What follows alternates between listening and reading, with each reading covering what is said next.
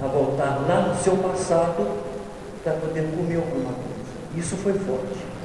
Amém. Alguém mais quer fazer algum comentário de alguma coisa que Deus lhe falou? O Ted ali.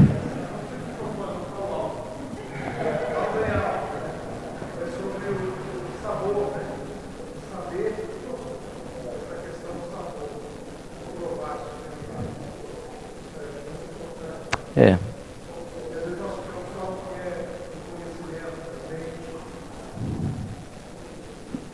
E o problema, Sérgio, é que a gente forma discípulos segundo a nossa imagem e semelhança. É um fato. É um fato.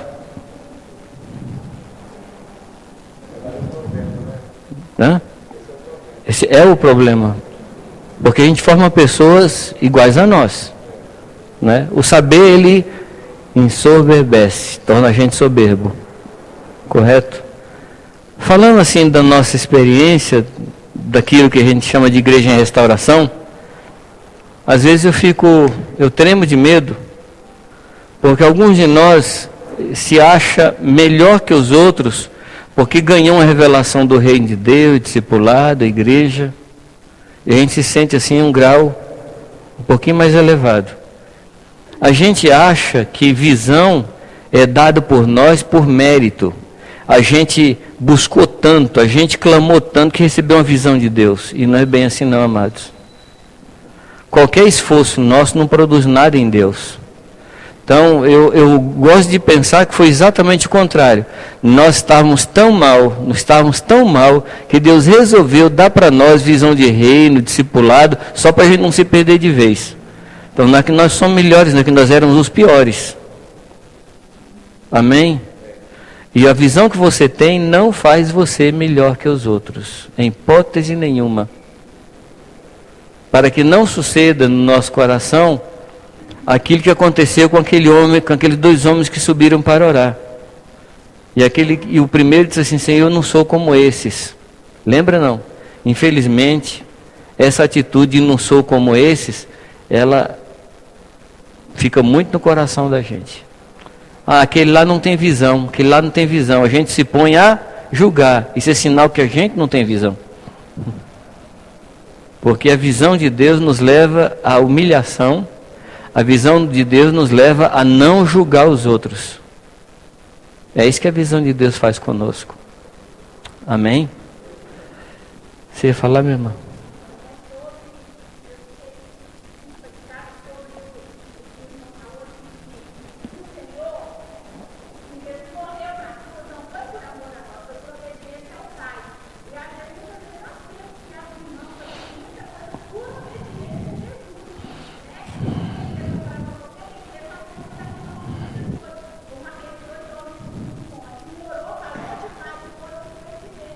Uhum.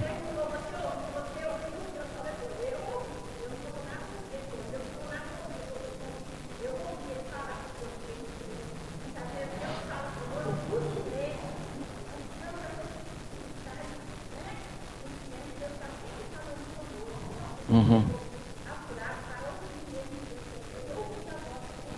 Amém. De fato, quando eu pergunto isso aqui, eu não estou tanto questionando os irmãos se os irmãos aprenderam. Estou questionando a minha capacidade de transmitir. Tá bom? Eu estou verificando se eu transmiti bem aquilo que Deus pôs no meu coração. Sim, meu irmão.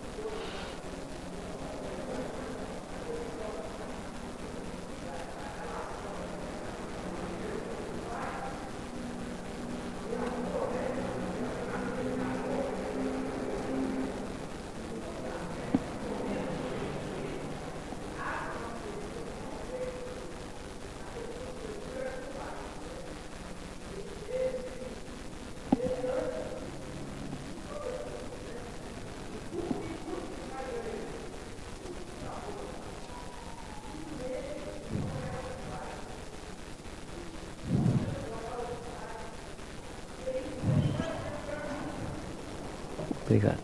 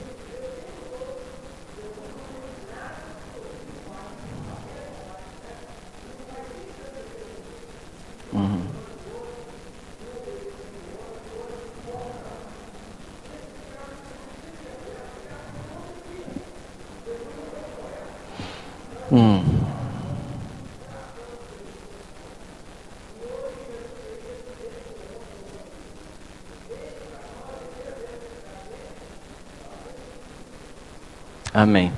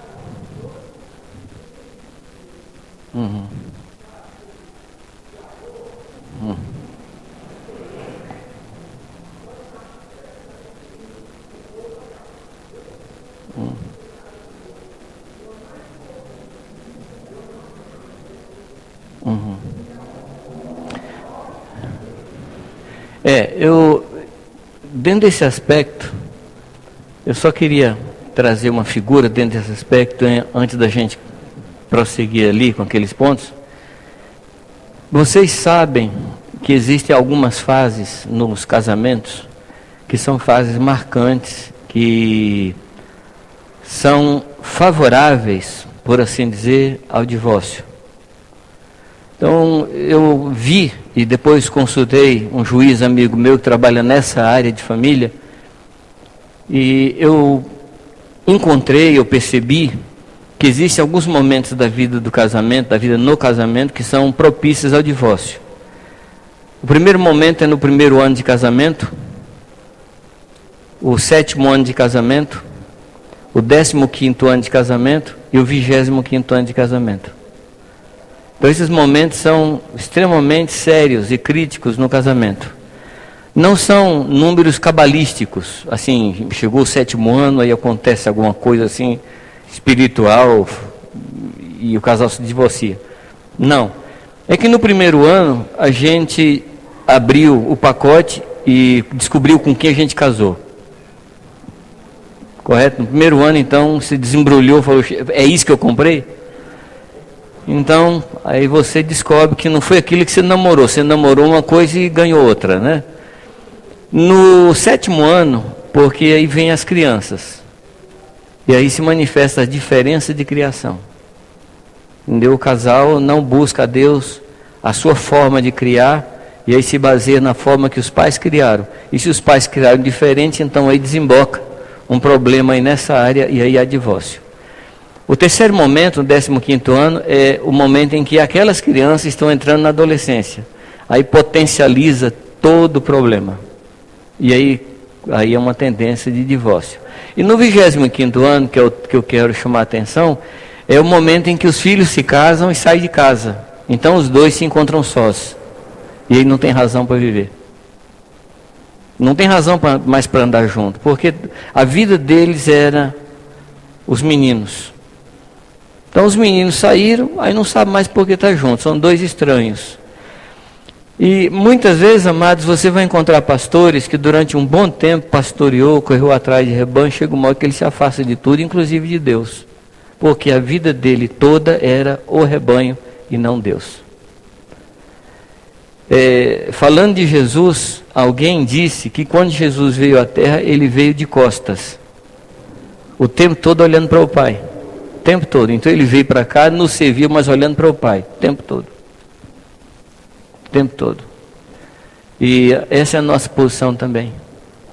É de adorar a Deus o tempo todo. Interessante que as missas, alguns anos atrás, o sacerdote católico rezava a missa de costa para o povo. Não é sem razão, não. É porque ele dizia que a missa era para o Senhor e não para o povo. Mas como nós gostamos de um povo, não? Como nós gostamos do povo, não? Nós gostamos de povo, né? Quanto mais povo, melhor. E Deus?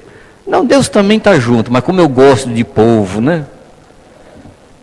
Pois é, amados. Eu não estou dizendo que nós não devemos amar o povo. Para obreiros, correto? Então vocês são capazes de discernir o que eu estou falando e de jogar fora o que eu não devia falar, né?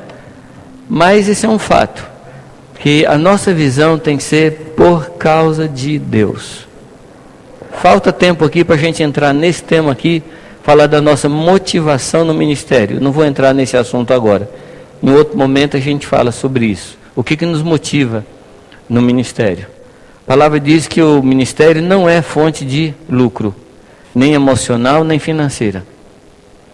E eu tenho dito para os irmãos o seguinte: se você prega porque você gosta de pregar, então pare de pregar.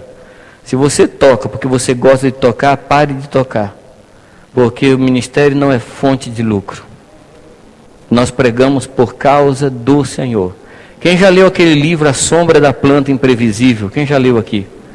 A Sombra da Planta Imprevisível. Por favor, anote, os pastores principalmente, compre esse livro. É um livro maravilhoso do Eugene Peterson. A sombra, acraseado, a sombra da planta imprevisível. Você sabe que planta ele está falando? Aquela planta debaixo da qual Jonas deitou. Ele, num dos momentos do livro, ele diz que aprendeu duas coisas. Ele aprendeu que não podia ser escritor e escrever um livro, não podia ser pastor e ter uma igreja. Então ele diz o seguinte, que ele escrevia coisas que Deus falava com ele e eventualmente alguém lia. Ele não escrevia para as pessoas ler. Ele não escrevia para vender livro. Ele anotava o que Deus falava, só isso. E também ele era pastor por causa do Senhor. Ele andava diante de Deus e eventualmente cuidava de algumas pessoas. Toda a atenção dele, no caso de Jesus, era o Pai. E assim tem que ser nosso ministério. Amém, amados? Nós fomos chamados para estar com Ele. E como consequência, nós abençoamos pessoas. Então, a nossa vida não é para cuidar de gente. A nossa vida é para estar diante de Deus. E porque a gente ama a Deus, a gente passa a amar o que Deus ama. Que Deus restaure no nosso coração amor a Jesus. Sabe que em João 10, você se lembra que Jesus fala dele como bom pastor? Aí fala do mercenário. Ali são algumas personagens no texto que eu procurei estudar cada personagem daquela, não terminei de estudar ainda. Ali tem o dono do rebanho, tem o pastor, tem o lobo e tem o diabo. E tem as ovelhas, né? Alguns personagens naquela história. Mas Jesus chama a atenção nossa para a questão do mercenário. Você sabe qual é a diferença entre o pastor e o mercenário? Qual é a grande diferença? Em primeiro lugar, amados, quando a palavra fala de mercenário, a palavra mercenário não tem em si mesma uma conotação ruim. Nós, quando falamos de mercenário hoje, a coisa já é ruim. Não é? Ninguém aqui quer ser chamado de mercenário. Mas o mercenário naquele tempo era alguém que tinha habilidade para cuidar de rebanho e que era contratado pelo dono do rebanho quando o rebanho crescia demais. Então ele tinha que chamar gente e contratar. Então eram pessoas boas, pessoas profissionais, que cuidavam do rebanho, tosqueavam o rebanho na hora certa, dava comida na hora certa, fazia tudo muito bem. Se ele não fizesse bem, ele não seria mercenário, porque o mercenário fazia um bom trabalho. Mas qual é a diferença do mercenário? Do mercenário para o lobo, para o pastor? Qual a diferença? O que manifesta o mercenário? Não, mas ele cuidava bem. Digno é o trabalho do seu salário. Ele não é dono do rebanho, mas ele cuidava bem. A diferença é o que ele sentia pelo rebanho. Essa é a diferença. Ele não sentia nada pelo rebanho, ele fazia por causa do lucro. Por causa do lucro. Não. Então o que manifestava o mercenário e o pastor? O que mostrava quem era quem? Era o lobo. Era o lobo. Era o lobo que manifestava quem é bom, quem é mau. Entendeu? Então não é tanto o Espírito Santo não, é o diabo. É o diabo que manifesta quem é o verdadeiro pastor e quem é mercenário. Então se não houvesse lobo naquela região, ele passava por um bom pastor. Mas quando o lobo chegava, ele se revelava. Falava assim, eu não estou aqui para dar minha vida por ninguém. Eu estou aqui para... Não estou aqui para me entregar por alguém não. Então que Deus restaure em nós, amados, um profundo amor pelo Senhor, e isso vai redundar em amor pelas ovelhas. Amém? Bem, eu queria voltar um texto com vocês. Ontem eu dei uma chamada no Romanos capítulo 8, e eu queria chamar a atenção de vocês, só nesse aspecto ainda aqui, o projeto de Deus, nós sermos filhos. Eu quero que você leia comigo em Romanos capítulo 8, verso 15 até o verso 17. O lápis está aqui? Está aqui embaixo. Romanos 8, 15 a 17.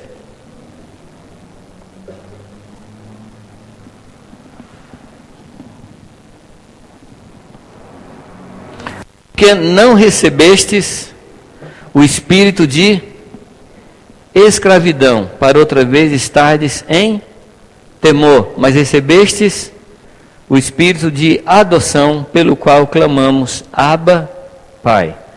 O mesmo Espírito testifica com o nosso espírito que somos filhos de Deus. E se nós somos filhos, somos logo herdeiros também, herdeiros de Deus e co-herdeiros de Cristo, se é certo que com Ele padecemos, para que também com Ele sejamos glorificados. Eu quero chamar sua atenção de novo para a expressão aqui, espírito de adoção. Temos recebido o espírito de adoção de filhos, espírito de adoção de filhos. Está se referindo a qual espírito? O Espírito Santo. Então, quando o Espírito Santo chegou em nós, ele trouxe a sua característica. Qual é a característica dele que Paulo fala aqui? Vocês estão entendendo a pergunta? Acho que não. Quando o Espírito Santo entrou em nós, o que ele trouxe da parte de Deus como sua característica? Espírito de adoção de filho. Essa é a característica do Espírito Santo. Ele adota filhos. Não é o que está escrito em Efésios capítulo 1, que Deus nos predestinou para a adoção de filhos? Então, esse é o peso do Espírito Santo. O Espírito Santo veio para adotar filhos. Jesus Cristo veio para matar aquela velha criação, e o Espírito Santo veio para fazer a adoção daqueles que perderam o pai antigo. Deu para entender, não? Jesus veio, e a palavra diz que Jesus é o último Adão. Então Jesus vai para a cruz e leva para a cruz o quê? O que Jesus leva para a cruz? Todos os filhos de Adão. Jesus junta nele mesmo todos os filhos de Adão, mata todos os filhos de Adão e leva para a sepultura. Amém? Jesus estava morto ali na sepultura. Amém? Amém? Tudo bem, como é que Jesus levantou? Pelo Espírito Santo. O Espírito que ressuscitou a Jesus Cristo dentre os mortos. Então Jesus mata uma criação e o Espírito Santo faz nascer uma nova criação. Amém? Jesus mata os filhos de Adão e o Espírito Santo gera filhos para Deus. Amém? Quando o Espírito Santo tira Jesus da sepultura, levanta com ele os filhos para Deus. Amém, queridos? E aquele que está em Cristo, que foi levantado da sepultura junto com Cristo, faz parte agora de uma nova criação. Jesus Cristo foi o último Adão, e morre, e quando ele nasce o segundo homem.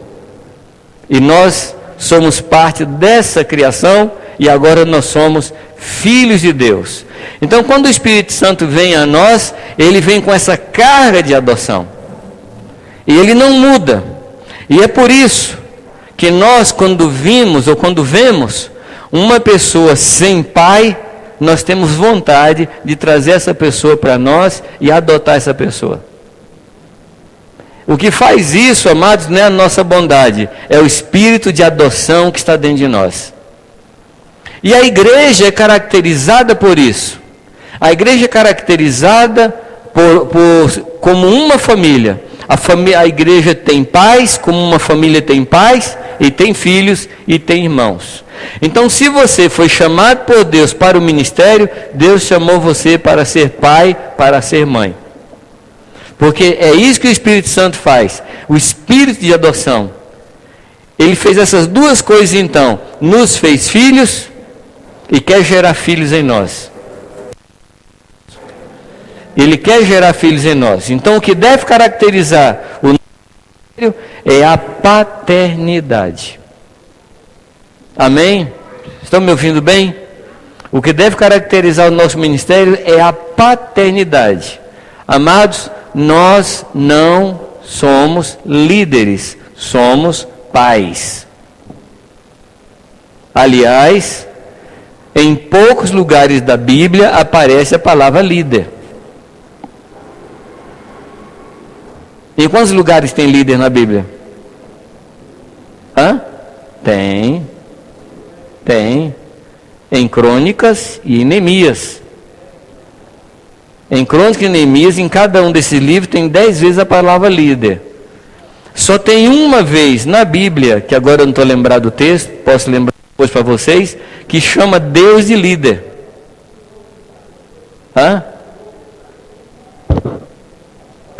Sim, está na Bíblia.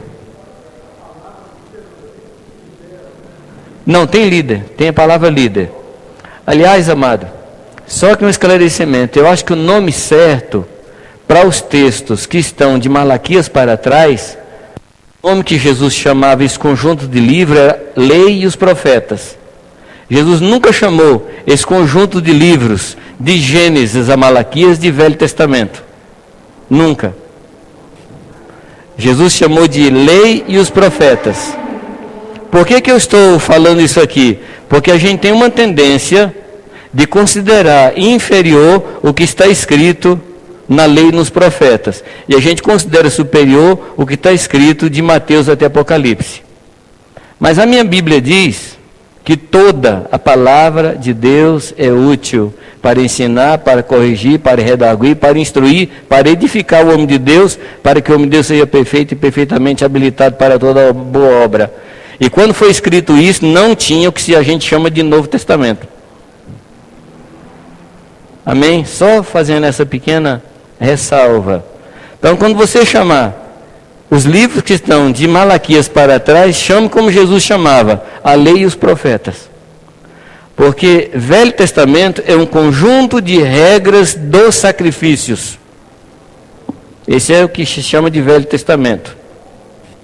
Amém? O que se chama de Novo Testamento é o sacrifício de Jesus Cristo. Isso é chamado de Novo Testamento. Alguém dividiu a Bíblia em dois conjuntos e pôs o nome Novo e Velho Testamento, mas a Bíblia não é dividida assim. Amém? Só? Eu estudei sobre esse tema aí, espalhei para os irmãos, para a gente ter uma outra atitude em relação à palavra de Deus, tá bom? Voltando. Existem em poucos lugares a palavra líder. 10 vezes em Neemias, 10 vezes em 1 Crônicas, e uma vez eu não me lembro agora. Mas todas as vezes que aparece a palavra líder na Bíblia, diz respeito a alguma tarefa. Diz respeito à tarefa. Então Neemias diz assim: e coloquei fulano de tal como líder para construir tal parte do muro. E fulano era líder de tal parte, e fulano era líder de tal parte. Líder se refere a tarefas, paternidade se refere a relacionamentos. Então o que nós queremos na igreja são pais, não somente líderes. Agora, todo pai é um líder, mas nem todo líder é pai. E o interessante é que hoje nós vemos muito na igreja escola de líderes. Agora o que nós estamos precisando é escola de pais. Porque o líder não revela o coração de Deus. O pai revela o coração de Deus. Amém, queridos? Aí a pergunta que eu lhe faço é essa. Todos aqui são obreiros na casa do Senhor, não é isso? Todos aqui são, né? Eu não conheço todos, assim, o trabalho que vocês fazem. Mas vocês são pais e mães lá no rebanho que vocês cuidam? Que Deus reparta conosco o coração paternal dele. Amados, o que trouxe o filho pródigo de volta para casa foi a consciência de paternidade e de filiação. Lembra disso? Não. Voltarei para a casa do meu líder. Foi isso que ele falou, não? Voltarei para a casa de meu pai. É isso que traz as pessoas de volta. Eu estou dizendo que é isso que traz as pessoas de volta, porque a gente pode perder filho. Mas o que vai trazer a pessoa de volta não é a nossa capacidade de liderança. É o nosso coração paternal. Amém? Por favor, medita nisso aí.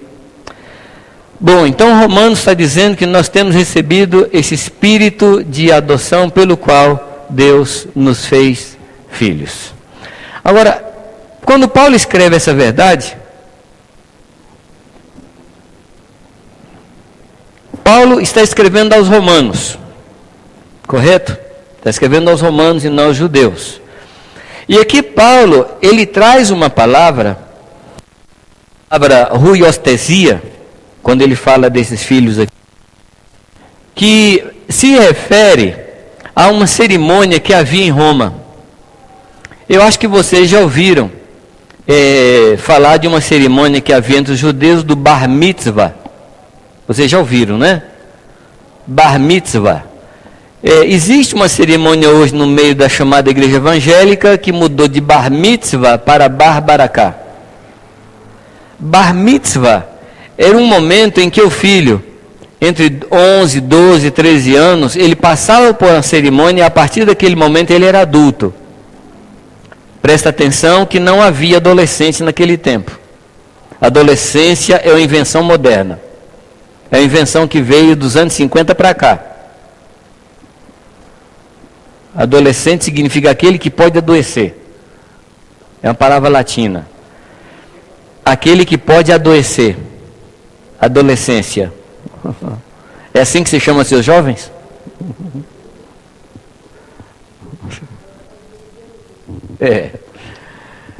Pois bem, então ele trazia essa criança diante da sociedade, e ali havia uma cerimônia, uma jura, algumas palavras, e a partir daquele momento, aquele menino era um adulto. Então ele agora era responsabilizado pelos seus atos. Mas entre os romanos havia uma outra cerimônia, que era a cerimônia da toga virilis. Toga, a roupa que usa, virilis, de homem. Então, toga de homem. Então, nesse momento, mais ou menos na mesma idade dos judeus, esse rapaz agora era homem. E ele não só chegava à fase adulta, mas agora ele tinha capacidade e permissão para assinar documentos e fazer qualquer coisa. Agora ele podia fazer qualquer coisa em nome do seu pai. Todo ato dele era como o ato de um pai. Então não só ele era adulto, mas ele assinava agora pelo pai. É isso o que o Espírito Santo está falando para nós. Que nós temos a mesma autoridade e responsabilidade do nosso pai aqui na terra. É por isso que Jesus diz que tudo que pedirmos a Deus no nome do Pai, isto é, no nome de Jesus, é como se fosse o próprio Jesus, Deus atende, porque Ele nos trata agora na mesma forma que Ele trata o Senhor Jesus Cristo. Amém? Por isso que quando você impõe as mãos sobre alguém, em nome de Jesus, é o próprio Jesus que está pondo a mão. Numa linguagem mais moderna, nós recebemos, em determinado momento, uma procuração geral e irrestrita da parte de Deus, e tudo que fazemos agora é como se Deus estivesse fazendo. O que é que você acha?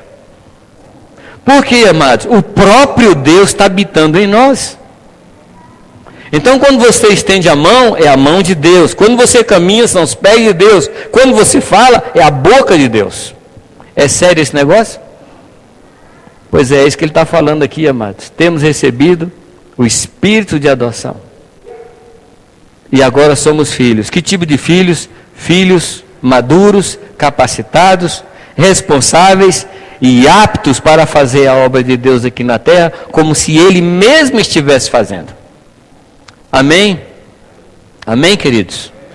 Então, esse texto aqui, ele traz essas verdades. Tem muitas outras verdades aqui nesse texto, mas eu quis chamar a atenção de vocês só para esses poucos aspectos, que é, o Espírito veio, Espírito de adoção, nos fez filhos e nos dá capacidade, desejo, vontade também de ser pais, e agora nós podemos ser pais. Que Deus nos ajude a não ser meros pregadores, mas que sejamos geradores de filhos para Deus. Amém? E que as pessoas que estão conosco sejam nossos filhos. E que cuidemos delas como filhos. E que as pessoas encontrem em nós paternidade. Amém? Aí você fala assim, peraí, Jamé, não está escrito, Jesus não falou que a ninguém nessa terra chameis pai, porque um só é o vosso pai? É verdade, nós não tomamos o lugar de Deus. Nós somos paizinhos, Ele é o pai. Ou, como diria um bom baiano, nós somos painhos. Ele é o pai. Ele é o pai. Assim como nós somos pastorzinhos, porque Ele é o pastor. Amém? Mas eu quero reafirmar esse ponto. O que nós fazemos aqui, fazemos em nome do Pai. É como se o próprio Pai estivesse fazendo. Meu irmão, você tem na sua mão uma procuração geral, universal e irrestrita para operar em nome de Deus. Então toma cuidado com essa procuração que você tem na mão. Amém? Toma cuidado com isso. Amados, alguma pergunta até aqui? Nesse primeiro ponto? Esse é o projeto. Alguma pergunta até aqui? Deu para entender tudo? O silêncio pode dizer que entendemos tudo, ou pode dizer que entendemos nada. Mas está tudo bem? Então vamos continuar. O segundo aspecto do nosso chamamento é que nós somos chamados para ser santos. E isso é a condição. Esta é a condição. Deus, quando Ele manda a gente ser santo, Ele não dá nenhuma explicação. Em Levítico capítulo 11, verso 45, Ele diz, porque eu sou o Senhor, que vos faço subir da terra do Egito, para que eu seja vosso Deus, e para que sejais santos. Deus nos tirou do Egito com um propósito. Qual o propósito? Para que Ele fosse o nosso Deus e para que nós fôssemos santos. Presta atenção que Ele não nos tirou do Egito para levar para o céu. Ele nos tirou do Egito para sermos dele e para que fôssemos santos. Para que Ele fosse o nosso Deus. O Egito naquele momento tinha milhares de deuses. É por isso que Moisés pergunta a Deus. Se me perguntarem quem foi que me enviou, o que é que eu respondo? Porque o egípcio tinha muitos deuses. Tinha o Deus Sol, Deus Lua, Deus Jacaré, Deus Raposa, Deus Falcão. E se Moisés chegasse lá e falasse assim, ó gente, o Deus Ra, que é o Deus Sol, me mandou libertar vocês. O povo diria assim, sim, nós conhecemos esse Deus. Mas quando ele pergunta a Deus, quem foi que me enviou, o que é que Deus diz? Eu sou. O que é que significa? Que os outros não são. Só Ele é. Então, com essa palavrinha só, Deus desqualifica qualquer entidade que quiser ser Deus. Eu sou. Eu sou te enviou. Interessante que é a mesma palavra que Jesus usa para os fariseus, quando ele diz assim, antes de Abraão, eu sou. É a mesma palavra. Significa, eu sou o que é. E em Hebreus fala que aquele que é impossível, sem fé é impossível como é que é? Sem fé é impossível agradar a Deus, porque importa que aquele que se aproxima de Deus, creia que Ele é. A palavra existe, ela é fraca. Ali a palavra seria, creia que Deus é o Deus eu sou. e que Ele abençoa todos aqueles que o buscam. Entendeu? É a mesma expressão de Hebreus, é a expressão que Jesus usa, são as duas expressões, a mesma que Deus usa para Moisés. Eu sou. Eu sou. Eu sou. Amém. Ele é aquele que em todos. Ele é. Amém? Então importa que quando nos aproximarmos de Deus, nós tenhamos em semente: o meu Deus é o Deus que é. Não é só existe. Não é só existe, mas é um Deus que é. E nada sem Ele pode ser. Amém? Nada sem Ele pode ser. Então quando Moisés chega ali, ele chama o povo. E amados, terra prometida, Canaã, era só uma linguagem que o povo podia compreender. Porque o povo estava em escravidão. Então a promessa: vem para cá que você vai ficar livre da escravidão. O povo não tinha terra no Egito. Vem para cá que eu vou lhe dar uma terra. Mas o objetivo de Deus era que o povo tivesse a Ele como Deus e que o povo fosse pai desse povo, daquele povo. Amém? Então o alvo de Deus não é nos levar para o céu. O alvo de Deus é nos levar para Ele. Amém, queridos? Dá para entender isso? Não? É aquilo que eu contei ontem para vocês, que aquele rapaz da padaria me perguntou onde é que eu quero chegar. E eu falei para ele: eu já cheguei. Não tem outro lugar mais para onde eu possa ir. Que eu já cheguei no máximo onde um homem possa ir, que é em Jesus. O escritor aos Hebreus diz que nós já chegamos. Já chegamos à Assembleia Universal dos Santos. Já chegamos a Jerusalém de Deus. Já chegamos à cidade dos céus. Já estamos nela. Agora, vai chegar um dia quando todas as coisas que ainda estão ocultas vão se manifestar. Mas nós já chegamos. Que o lugar onde nós precisamos ir é em Jesus Cristo. Amém, amados? Você consegue colocar isso na sua cabeça? Porque tem crente que está esperando ir para o céu. Amados, o céu é consequência. O nosso alvo não é o céu. O nosso alvo é o Senhor Jesus. Em Hebreus 4, fala que nós precisamos nos esforçar para entrar no lugar do nosso descanso, no nosso sábado, que é o Senhor Jesus Cristo. E nós precisamos nos esforçar para chegar nele. E Ele não está longe. Ele não está longe. Amém?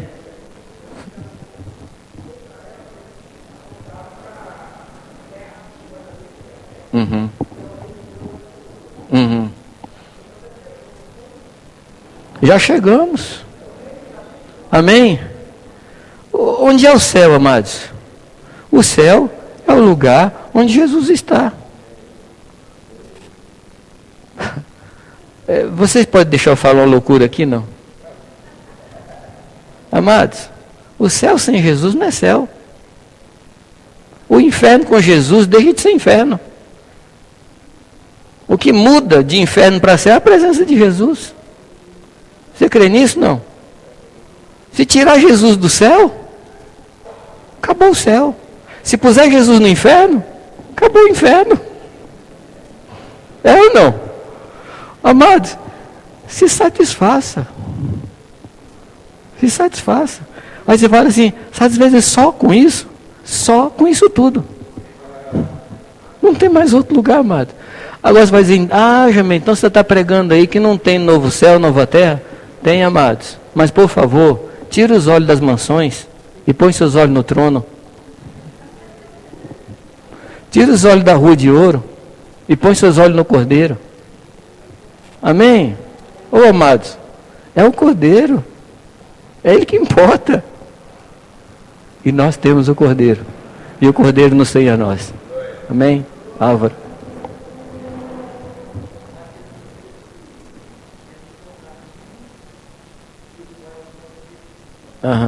Claro. Mas Jesus diz assim: eu sou o caminho, a verdade e a vida. E ninguém vem ao Pai senão por mim. Ele não falou ninguém vai. Ninguém vem ao Pai senão por mim. Confere aí. Não é vai, é vem. Confere esse negócio aí. É que a gente pensa que Jesus vai levar para um outro lugar que não é Ele. Mas Ele é o nosso destino. Ele é o nosso sábado. Ele é o tabernáculo de Deus com os homens. Ele é o lugar do nosso repouso. Amém? Ô amado, então quero lhe avisar que você já chegou. Goze desse lugar.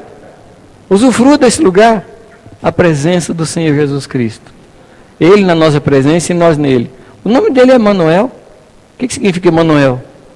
Deus conosco. Deus veio habitar conosco e em nós.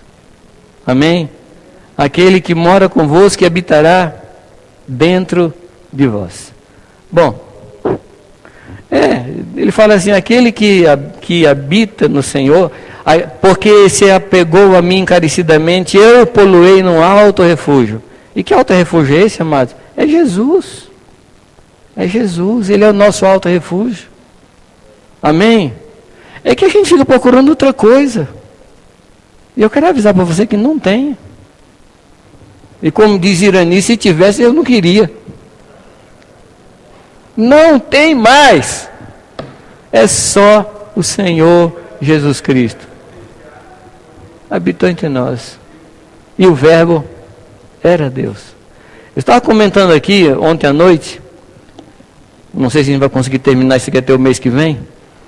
Eu já não tenho esperança de terminar até amanhã. Mas a gente estava comentando. Onde é que eu estava?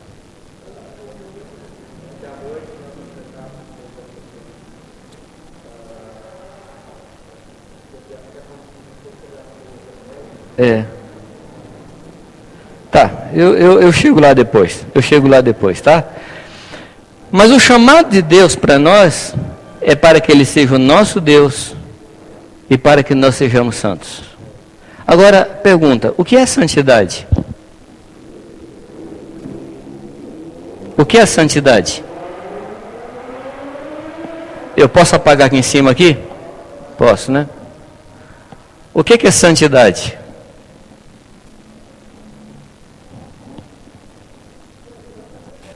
Separado. Tradução mais livre, tradução mais direta de santidade.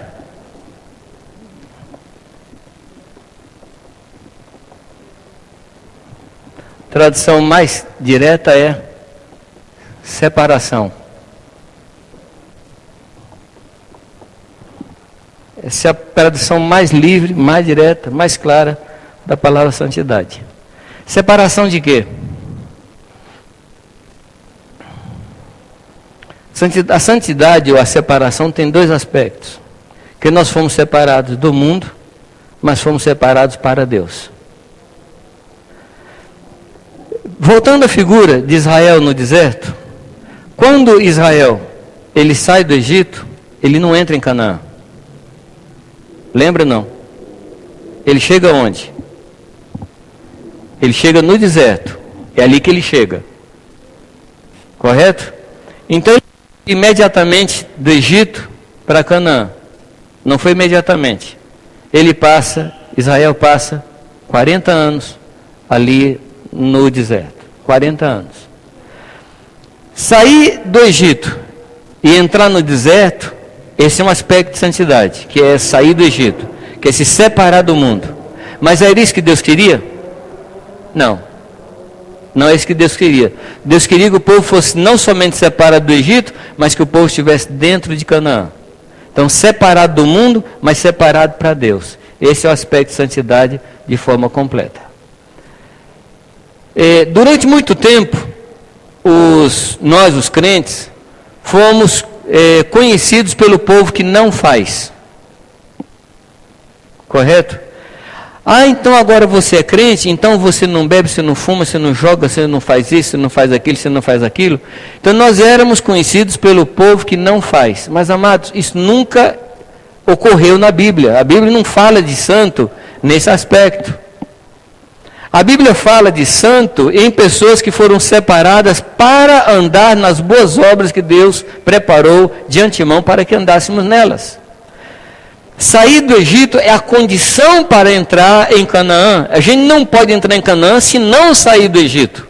Mas Deus não nos chamou para não fazermos. Deus chamou a gente para fazer, para ser. E não para deixar de ser. Deixa eu tentar explicar isso melhor. Em Efésios capítulo 5, quando fala da mudança das nossas vidas, aliás, capítulo 4 ainda, a partir do versículo 17, ele diz assim: aquele que mentia, não minta mais, fique calado, feche a sua boca e vire um mudo. É isso que diz a Bíblia? Não. O que diz o texto? Aquele que mentia, não minta mais, antes fale a verdade, para transmitir graça aos que ouvem. Quer dizer, não é só deixar mentira, mas começar a falar a verdade.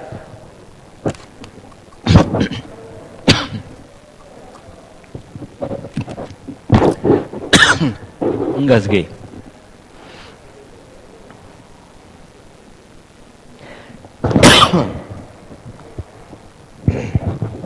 Aquele que furtava, não furte mais, antes peça esmola, peça ofertas, para não roubar mais, para não furtar mais. O que diz o texto? Aquele que furtava, não furte, mas trabalhe.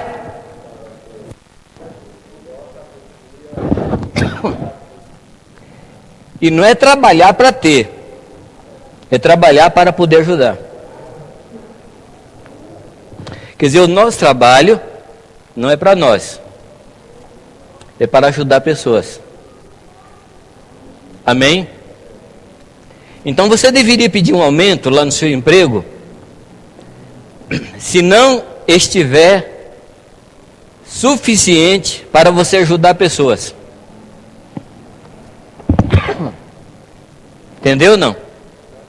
Se o que você ganha não está dando para ajudar muita gente, você deve pedir um aumento de salário. Não é se não está dando para comprar aquela roupa. Não é se não está dando para comprar aquele sapato. É se você não está conseguindo ajudar mais pessoas que estão precisando. Então você perceba o seguinte: deixa a mentira e fale a verdade. Deixa o furto e comece a trabalhar. Então você percebeu que são dois aspectos: deixar alguma coisa e entrar no outro? O problema nosso, como eu disse antes, é que a gente ficou sendo conhecido como o povo que não faz. Como o povo que não faz. E em termos de brincadeira, eu digo para os irmãos que eu tenho uns vizinhos que não bebem, não fumam, não mentem, não roubam, não falam mal de ninguém, não brigam com a esposa, não brigam com o marido. Eu moro do lado de um cemitério.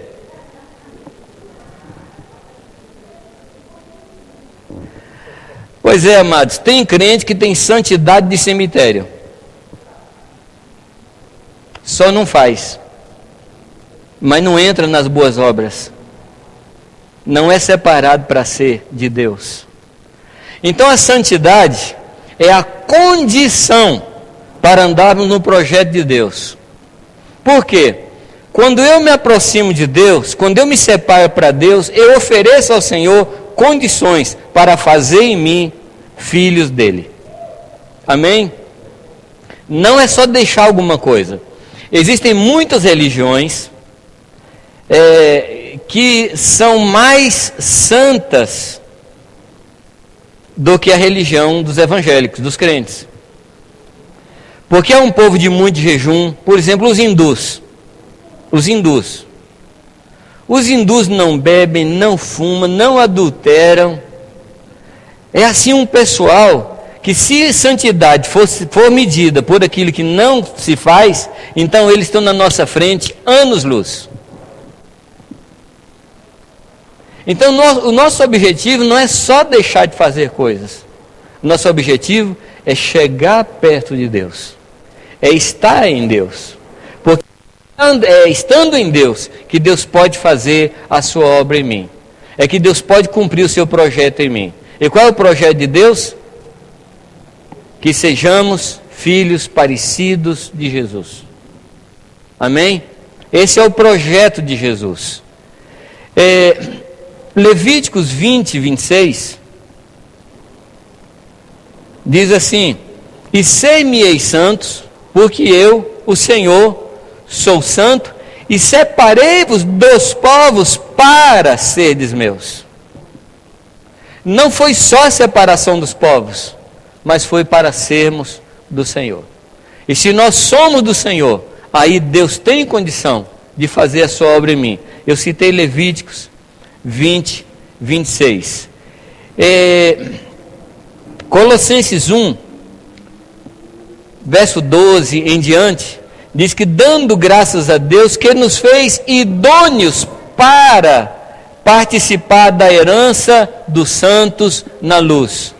Então a santidade tem um a santidade tem um objetivo, a santidade tem um destino, a santidade tem um projeto. Deus nos separou e nos fez idôneos. Qual é a palavra? O que significa a palavra idoneidade? Idoneidade não significa, não está relacionada com integridade. Quando a gente pensa em idoneidade, a gente pensa numa pessoa que é íntegra. Mas a palavra idoneidade é mais do que isso. A palavra idôneo é aquela pessoa que recebeu todas as capacidades para cumprir o seu propósito. Quando o Senhor fala que fez para o homem uma esposa, uma mulher que fosse para ele o quê? Auxiliadora idônea. Por favor, não confunda com osciladora idônea. Tem mulheres que são osciladoras, faz o homem oscilar. Nem donas, é auxiliadora idônea. Significa que Deus fez a mulher com uma caixinha de ferramentas, com todas as capacidades para ajudar o homem a fazer a obra de Deus. Amém? Idoneidade está relacionada à capacitação. Deus nos fez idôneos, capacitados para sermos herdeiros da herança dos santos na luz. E tem uma série de textos para a gente ler aqui. A palavra fala para nós, amados, que nós precisamos ser santos em tudo sermos separados para Deus, no corpo, na alma e no espírito. Amém? Então, condição, se nós quisermos que Deus opere em nós, nós precisamos ser santos. Agora você vai dizer, então, Jamê, a ênfase nossa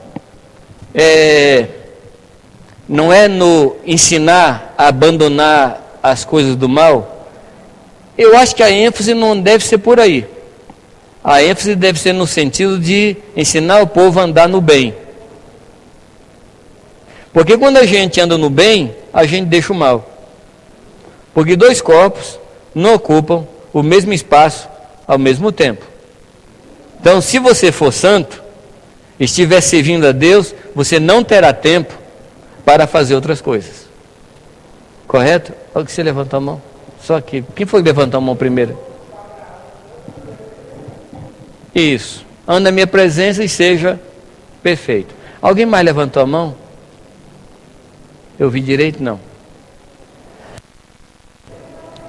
Existe na santidade esse aspecto de abandonar o pecado.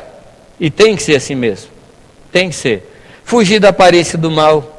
Não fazer coisas que escandalizam o irmão. Correto?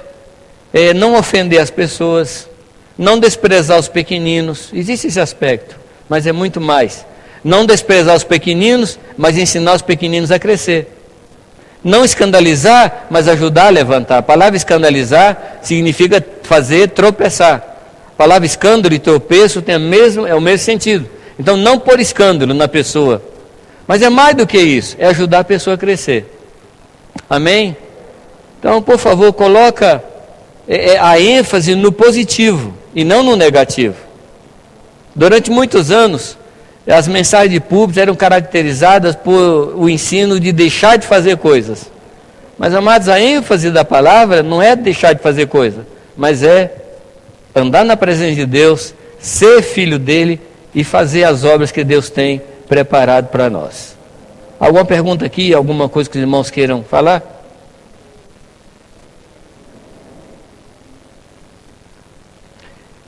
Interessante que Quando Paulo escreve as suas diversas cartas, no começo das cartas ele endereça as cartas aos santos. Amém? Aos santos. Então, se Paulo fosse escrever para nós agora, ele escreveria para quem? Aos santos. Aos santos que estão em Minas Gerais. Você é santo? Não. Sim ou não? Por que você é santo? Hã? Hã? E quem fez isso? Ele nos fez santos. Então, santidade, como eu comentei ontem, não tem nada a ver com aquilo que a gente faz, tem a ver com aquilo que Jesus Cristo fez. Amém, amados? Somos santos, ou não somos? Puxa vida aqui. Somos santos ou não somos? Agora, então por que a gente fala para as pessoas assim, você pensa que eu sou santo, é? Por que a gente fala isso? Alguém está mentindo, ou Deus ou nós. E a Bíblia diz, seja todo homem mentiroso e Deus verdadeiro. Então Deus está falando, você, o que eu tenho que dizer? Eu sou santo. Agora o trabalho é viver de acordo com isso que Deus falou que eu sou. Esse é o nosso trabalho. É viver de uma maneira digna da vocação a que fomos chamados. Fomos chamados para ser santos, nós temos que viver nessa dignidade. As cartas de Paulo, elas são um chamado à coerência. As cartas de Paulo nos chamam a termos uma vida coerente, coerente com aquilo que cremos e coerente com aquilo que pregamos. Não sendo assim, amados, é uma esquizofrenia. É o médico e o monstro, né? Muitas vezes a gente tem o médico e o monstro convivendo no mesmo ambiente. A gente fala uma coisa e vive outra. Isso é uma loucura. Nenhum de nós fica satisfeito com uma situação dessa. Então, o que Deus quer de nós é que sejamos coerentes. Coerentes com o que cremos e coerentes com o que pregamos. Amém? Eu comentei uma outra vez com os irmãos aqui, uma frase do Albert Einstein, um dos maiores físicos que já existiram na face da Terra, que ele dizia o seguinte, que o exemplo não é a melhor maneira de ensinar, é a única. É a única. E se você ler 2 Timóteo 3,10, você vai ver Paulo dizendo assim, o que vocês viram em mim, isso mesmo fazeis. Filipenses diz a mesma coisa. O que vistes em mim, isso praticai. Amém? Então a base do ensino é o que as pessoas veem na minha vida. Essa é a base do ensino. Muito bem. Então esse é o segundo aspecto, que é a condição para que sejamos filhos. É a condição. O terceiro aspecto é que nós somos chamados para ser discípulos. Esse é o meio. Amados, ser discípulo de Jesus não é o fim, é o meio. O fim é sermos filhos de Deus. Amém? Abra sua Bíblia comigo em Isaías 54:13. Isaías 54:13.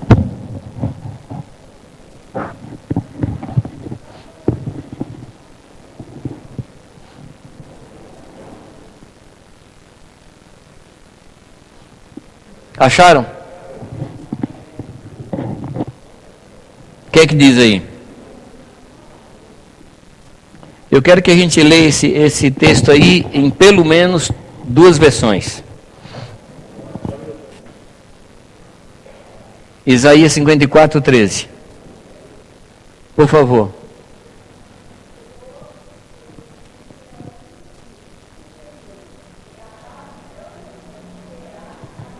Os irmãos ouviram? E todos os teus filhos serão discípulos do Senhor. É meu discípulo? Quem tem discípulo aqui? Se alguém tiver, por favor, devolve para Jesus. Os discípulos são do Senhor. Alguém aqui tem filhos? Então, devolve para o Senhor. Os filhos não são teus. Tudo é meu, diz o Senhor. Tudo que está sobre a face da terra é dele. E os discípulos são do Senhor. Então são os meus discípulos de Cristo, são os meus filhos de Cristo. Amém? Eu sou a referência deles, mas eles são do Senhor. Amados, por favor, essa aqui é uma matéria que tem causado muito sofrimento à igreja nos últimos 30 anos. Quando o ensino do fazer discípulos chegou no Brasil, mais ou menos 74, 75, muitos aqui ainda estavam na fralda, a mensagem do fazer discípulos chegou no Brasil, ela veio com uma carga muito grande de propriedade. Os discípulos eram servos do discipulador. Então chegava para o meu discípulo assim: discípulo faz isso, discípulo faz aquilo, discípulo põe a língua para fora, discípulo roda no chão, discípulo pula o arco de fogo, discípulo vai daqui, discípulo vai para lá.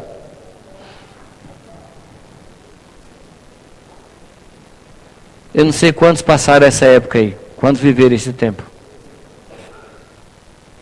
E aqueles que criamos no discipulado, no fazer discípulo, a gente recebeu muita crítica. E muita crítica era verdadeira. Porque irmãos tinham os discípulos como sua propriedade e como seus servos. Tratavam os discípulos como servos. Amados, e se nós formos, desculpa.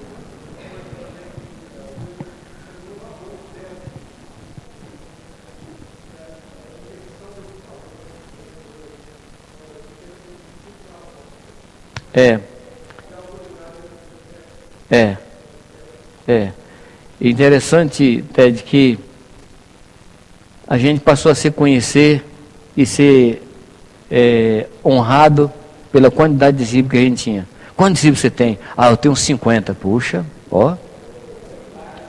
Um dia eu vou ser igual a você. Pois é. Mas você sabe que eu descobri que Jesus tinha um discípulo só? Lucas diz que lá no monte, na hora que ele sobe, tinha uns 500 discípulos. Na hora que ele sobe. Na hora de distribuir pão, tinha 5.000. Quer dizer, onde foram os 4.500? E na cruz, quantos estavam lá? Um só. Então, discípulo tinha um só. Porque você sabe quem é discípulo é na hora da cruz, não na hora do pão. Na hora do pão, tem muita gente lá para pegar um pedacinho para pegar a sua parte. Mas na hora da cruz, são esses que contam, viu, gente? Mas não são nossos. Não são nossos. Os teus filhos serão discípulos do Senhor. Amém? Numa escala de hierarquia, o discipulador está abaixo do discípulo. A palavra mais correta para o discipulador seria aio. Aio. O que é o aio? Aio não é aquele negócio que põe na comida.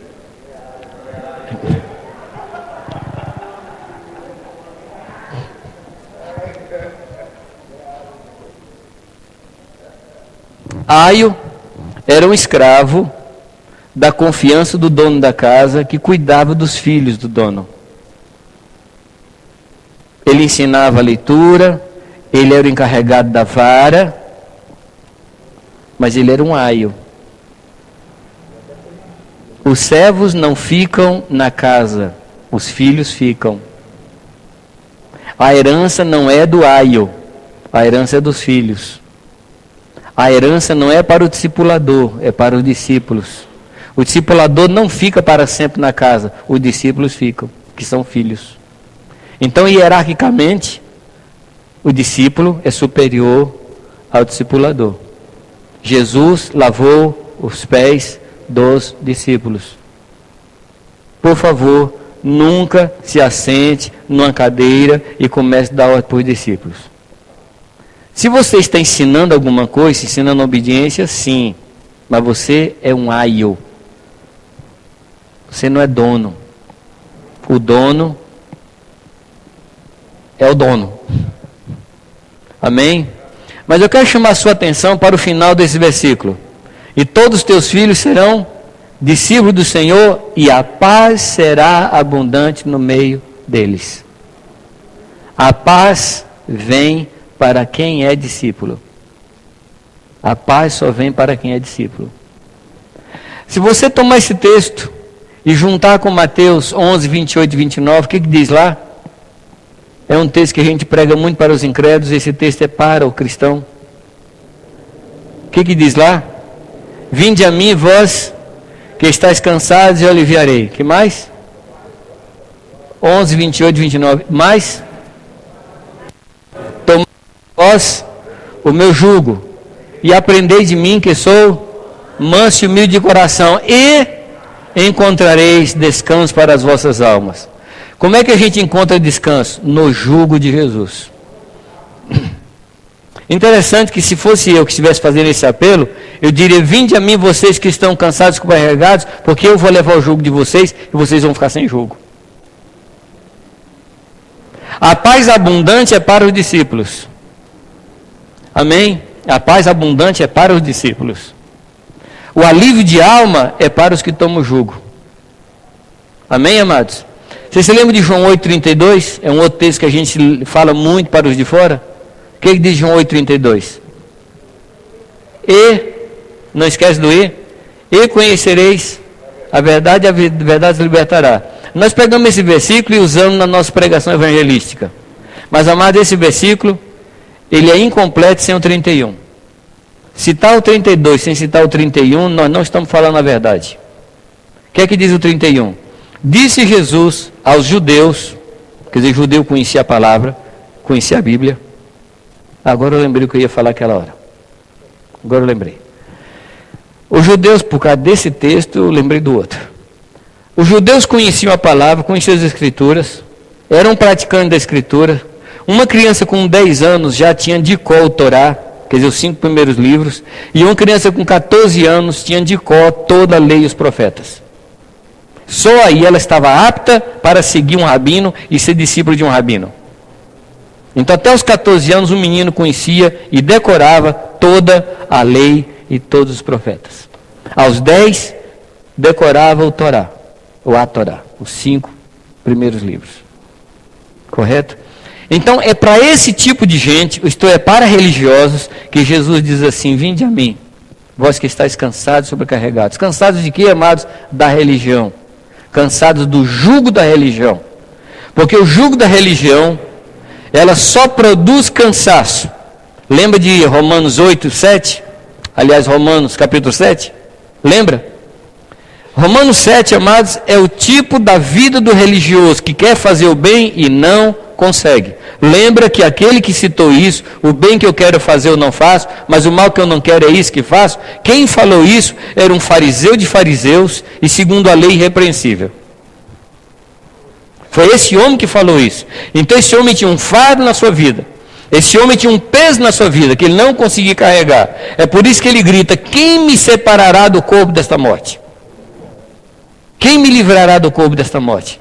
Era esse homem religioso que tinha um profundo desejo de cumprir a palavra, que não estava conseguindo cumprir. E a esse povo que Jesus faz esse apelo: vinde a mim, vós que estáis cansados. E no versículo 31 de João 8, ele diz assim: disse Jesus aos judeus, olha só, judeus que haviam crido, quer dizer, agora era judeu e agora era crente. Ele fala: se permaneceis nas minhas palavras, sereis verdadeiramente meus discípulos. Então, judeu, agora é crente, e se permanecer na palavra, é discípulo. E aí entra o 32. E conhecereis a verdade, e a verdade vos libertará. Quem é que conhece a verdade? O discípulo. Quem é que a palavra liberta? O discípulo. A palavra não liberta nem o crente, nem o judeu. A palavra liberta aos discípulos. Por quê? Porque vai conhecer a verdade. O discípulo conhece a verdade. O judeu não conhece, o crente não conhece. Quem conhece a verdade é o discípulo. Estou torcendo alguma coisa da Escritura, amados? Ou não é isso que está escrito? Bom, a vontade de Deus é que todos os seus filhos sejam discípulos. A pessoa chegou na congregação, recebeu Jesus como Senhor, foi batizada, ela tem que ser um discípulo de Jesus. Ninguém na congregação deve ficar sem ser discípulo de Jesus. Desde o que se converteu ontem até o seu presbítero mais velho. Todos temos que ser discípulos. Porque é somente o discípulo que recebe paz abundante. Somente o discípulo que recebe descanso na sua alma. Algum amém, amados? Ou você acha que estou sendo muito forte aqui? Se eu estou sendo muito forte, por favor, dê o desconto aí. Agora eu não sei de onde é que você vai tirar. Eu não sei de onde é que você vai tirar. Porque foi Jesus que falou essas palavras, João 8, 31 e 32. Foi Jesus que falou essa palavra de Isaías 54, 13. Foi Jesus que falou essa palavra de Mateus 11, 28 e 29. Eu não escrevi essas palavras, elas estão aí. Mas é que nós temos uma mania de cortar a Bíblia aos pedaços. E ler o que interessa e deixar o que nós não entendemos de lado. Hã? Aquilo que nós não queremos entender. Amados, eu sou visceralmente contra a caixinha de promessa. Eu chamo de horóscopo de crente. Porque caixinha de promessa devia, para ser honesta, devia vir com uma caixinha de condições do lado. Caixinha de promessa e caixinha da condição. Porque não existe na Escritura nenhuma promessa que não tenha uma condição. Uma sequer. Você pode me citar qualquer promessa da Bíblia, que eu vou lhe mostrar no contexto da promessa uma condição. Eu não estou contra a caixinha de promessa, eu estou contra a falta de uma caixinha de condições junto. Está escrito na caixinha de promessa: e a paz será abundante no meio dos discípulos. Espera aí, mas cadê a cruz? Cadê o aprender de mim? Cadê o jugo? E é por isso, amados, que muitos da igreja deveriam levar alguns pastores ao PROCON. Propaganda enganosa. Prometendo o que Jesus não prometeu. Por isso que muitos de nós deveríamos ser levados ao PROCON. E sermos processados por propaganda enganosa. Ao lermos a Bíblia, ao pregarmos a palavra, que tenhamos o contexto daquilo que estamos pregando. Uma boa doutrina é aquela que, se você tirar o versículo principal, ela continua de pé, porque está apoiada em muitos outros textos. Sermão que tem um versículo só para apoiar o sermão é extremamente perigoso. Como disse alguém há muitos anos atrás, um texto fora do contexto é um pretexto. Então, por favor, que sejamos mais escriturísticos nas nossas mensagens. Amém? Eu só mostrei aqui para vocês 2 textos que a gente usa pela metade. Mas tem muitos outros textos que a gente usa pela metade. Muito bem, a promessa de Deus foi essa. E em Mateus 28, 19, o que diz? E de fazer o quê?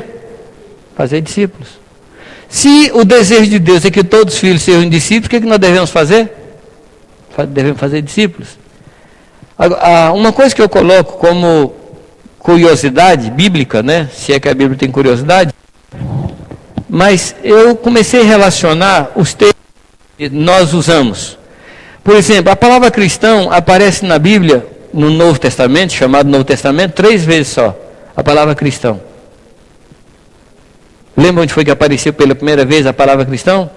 Numa cidade chamada Antioquia, lá em Atos capítulo 11. Diz assim: pela primeira vez, os discípulos foram chamados de cristãos.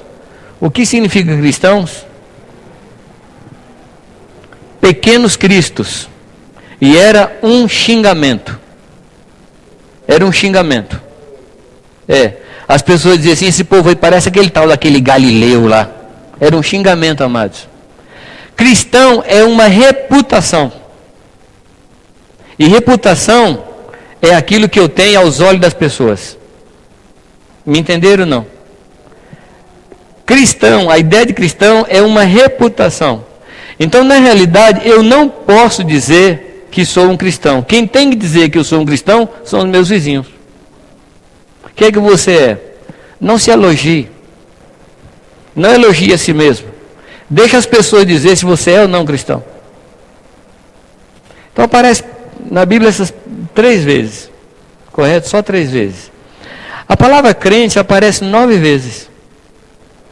9 vezes só. Fala de Tomé, não seja incrédulo, mas seja crente. Fala de Abraão, correto? Fala da mãe de Timóteo. Mas poucas vezes, 9 vezes só. A palavra evangélico, nenhuma. O único lugar que aparece a palavra evangélico é em Filipenses, se referindo à fé. A fé do evangelho, ou a fé evangélica. Mas é o único lugar. Agora a palavra discípulo aparece 261 vezes. O que você acha que Deus quer que a gente seja? Crente? Evangélico? Cristão? Ou discípulo? O que você é? Cristão você não pode dizer que você é. Os vizinhos que têm que dizer se você é ou não. Às vezes a pessoa pergunta, então o que você é? Fala assim, eu estou procurando ser discípulo de Jesus. Aí você fala, a pessoa não vai compreender. Ótimo, eu não vim aqui para explicar. Eu não vim para explicar. Mas é uma excelente chance da gente abrir a palavra e mostrar para a pessoa que é um discípulo de Jesus. Amém? É isso que Deus quer que a gente seja. Eu digo que o mundo é dividido só em 2 tipos de gente. Quem é discípulo e quem é candidato a discípulo. Só tem esses 2 tipos de gente no mundo. É ou não? Os que são e os que vão ser. Só. Amém? Onde é que nós estamos? Nós somos os que somos ou somos os que vão ser? Muito bem. Ser discípulo. O que você que é um discípulo? Tem uma definição interessante que diz que discípulo é aquele que ouve tudo que Jesus fala e pratica tudo que Jesus manda. Esse é o discípulo. É aquele que ouve tudo que Jesus fala e pratica tudo que Jesus manda. Mas não é isso que ele fala em Mateus 28? O que diz Mateus 28? Ide por todo o mundo e fazer discípulos. De quantas? Todas as nações. E aí vem 2 verbos. Quais são os verbos? Batizando, no nome do Pai, do Filho e do Espírito Santo, e ensinando a guardar todas as coisas que eu vos tenho mandado. E aí vem a promessa. E eis que estarei convosco todos os dias, até a consumação dos séculos. Você percebeu que essa promessa vem em cima de um contexto de ordens? Aí a gente cita só esse versículo final, né? O Senhor está conosco porque Ele prometeu, e eis que estarei convosco todos os dias, e Deus está conosco. Peraí. Ele falou que Ele vai estar com aqueles que estão indo por todas as nações, fazendo discípulos, batizando as pessoas e ensinando as pessoas a guardar o que Ele mandou. Amém? Em João capítulo 8, Jesus diz assim, o Pai não tem me deixado só, o Pai está comigo sempre, porque eu sempre faço o que Lhe agrada. João 8, 28 ou 38, não estou lembrado agora. O Pai não tem me deixado só, porque eu faço sempre o que Lhe agrada. Então Jesus coloca a condição pela qual o Pai estava com Ele, que Ele sempre fazia o que agradava ao Pai. Amém? É a ordem do Senhor Jesus, e de fazer discípulos. De onde, amados? De onde? De todas as nações. Amados, é o último tópico aqui da nossa palavra, mas só quero tocar nesse ponto aqui. É que se o cristão de Jesus Cristo, se o discípulo de Jesus não tem visão de nações, ele tem muito problema de ser discípulo. Porque nós precisamos ter visão das nações. Eu vou enfatizar isso depois. Mas como é que se faz discípulo? Qual a primeira coisa? Qual a primeira coisa? Claro que é pregar o evangelho, né? Claro. Mas aí a pessoa recebeu. A pessoa confessou Jesus Cristo como o Senhor da sua vida. O que vem agora? O batismo. O batismo. Porque quem crê e for batizado, será salvo. Amém? Não é quem crê será salvo e depois será batizado. A salvação vem desse conjunto de crer e ser batizado. Então eu ofereço à pessoa a palavra de Deus. Ofereça à pessoa a ministração da palavra de Deus. Ela recebe. Como é que ela declara a sua fé? Pelo batismo. Pelo batismo. Tiago diz, amados, que o espírito da minha fé é a obra. Aliás, que o corpo da minha fé é a obra. Ele diz que a fé sem obras é morta, assim como o corpo sem espírito é morto. Então o que manifesta a fé é a minha obediência. Amém? Então o sinal de que a pessoa creu,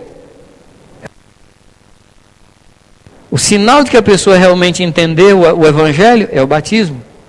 Aí você fala assim, Jamê, mas e se a gente não tiver certeza, como é que batiza? Você tem que ter certeza de uma coisa, que o Evangelho que você está pregando é o verdadeiro. Você precisa ter certeza de que você está anunciando é a verdade de Deus. O Evangelho de Jesus Cristo tem 3 ingredientes básicos. O Evangelho de Jesus tem 3 ingredientes básicos. Quais são eles? Você vai encontrar esses 3 ingredientes no primeiro sermão que Pedro prega. Existem 3 ingredientes. Fala aí para mim.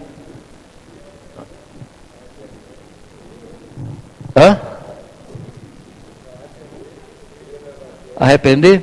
Crer no Evangelho? Mas aí as pessoas já tinham crido, né? Isso aí já foi uma resposta à pregação. Porque quando Pedro termina a pregação, o pessoal pergunta, que faremos, pois, irmãos, né? Aí ele fala, arrependei-vos, crede no Evangelho, seja batizado para que haja remissão dos pecados. E recebereis o dom do Espírito Santo. Não é isso? Mas qual é o conteúdo do Evangelho que Pedro prega? São 3 coisas. Jesus Cristo morto, Jesus Cristo ressuscitado,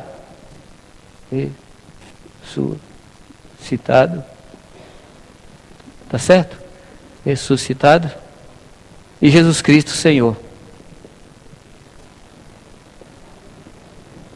O Evangelho tem esses 3 ingredientes. Se você tirar um desses ingredientes, você desqualifica o Evangelho. Você vai reparar, em todas as pregações tem esses 3 ingredientes aqui. Todas as pregações.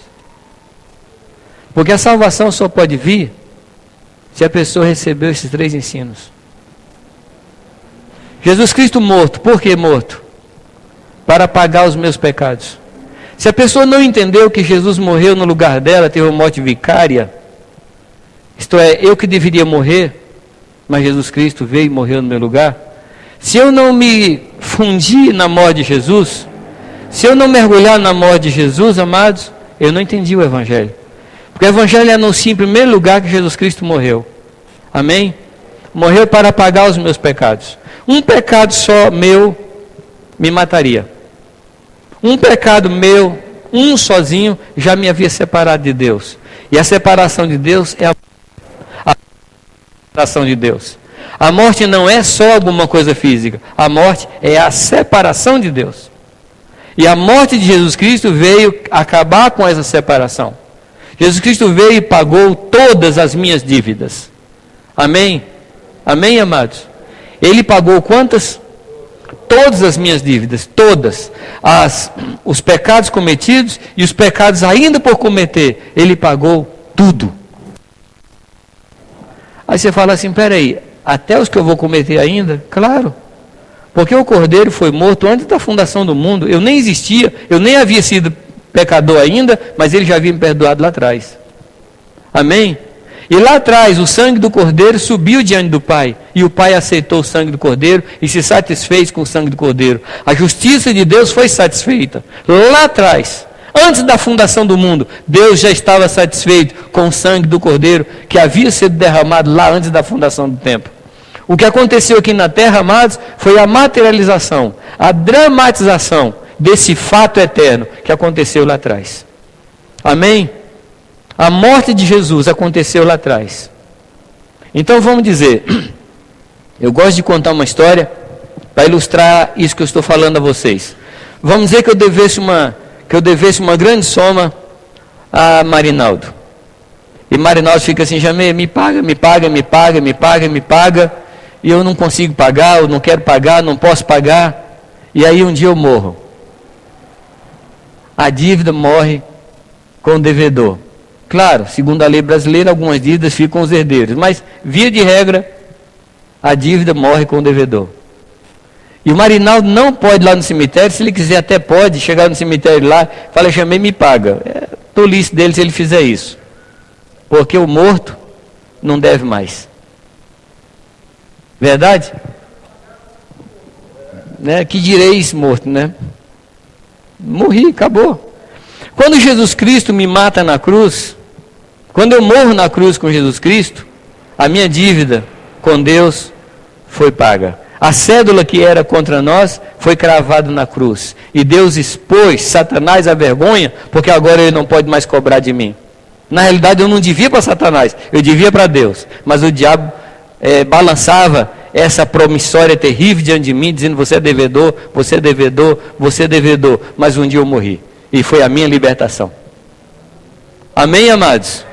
Esse é o primeiro ingrediente do Evangelho. Jesus Cristo morreu para pagar os meus pecados. Quantos? Todos dele e cada um deles. Amém? Jesus já pagou os seus pecados? O que é que você fez para isso? Nada. Foi de graça, dada gratuitamente. Gostou da redundância? Redundante? Não. Jesus pagou absolutamente tudo o que eu devia diante do Pai. Graças a Deus. Então vamos voltar para a minha história de Marinaldo. Aí morri. Como é que ficou Marinaldo? Falou: puxa vida, o cara não... Pronto, estou perdido. Minha esperança é que ele pagasse em vida. Acabou. Mas um dia, amados, você sabe que dívida separa pessoas, né? Você quer perder um amigo, empreste dinheiro para ele. Pois é, mas se você quiser perder um amigo, empresta dinheiro. Esfria as coisas esfriam. Esfria ou não? Porque dívida esfria relacionamento. E no nosso caso com Deus, acabou o nosso relacionamento que nem teve. Então a gente se esfriou, a gente se separou. O único contato que tinha era para me cobrar. O único contato que tinha era assim: Jamê, como é que fica? Jamê, estou precisando. Era um contato que a gente tinha. Mas um dia eu morri. E Marinaldo ficou assim com uma pena terrível no coração, pena dele, né? No coração, porque agora como é que eu faço para receber? Não posso cobrar da viúva, que a viúva também não tem condição de pagar. E como é que fica? Mas um dia, amados, o Espírito Santo fala ao coração dele e diz assim: perdoa. Aí Marinaldo acorda e fala assim: Senhor, perdoa o Jamê lá na sepultura. E está perdoado. Está perdoado. Pronto. Agora eu estou morto, mas estou perdoado. Amém? Qual o benefício que eu tenho nisso?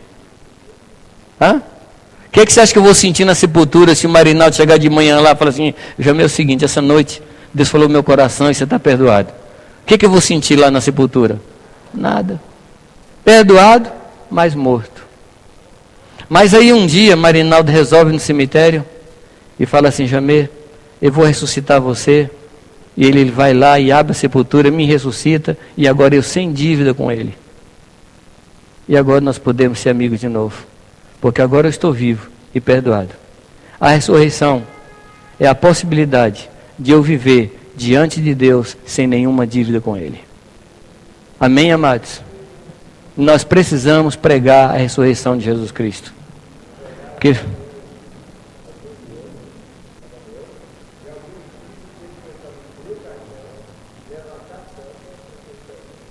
de fato o que aconteceu é que Jesus Cristo desceu até o inferno e entrou dentro de mim e me levantou com ele. E me assentou nele mesmo nas regiões celestiais.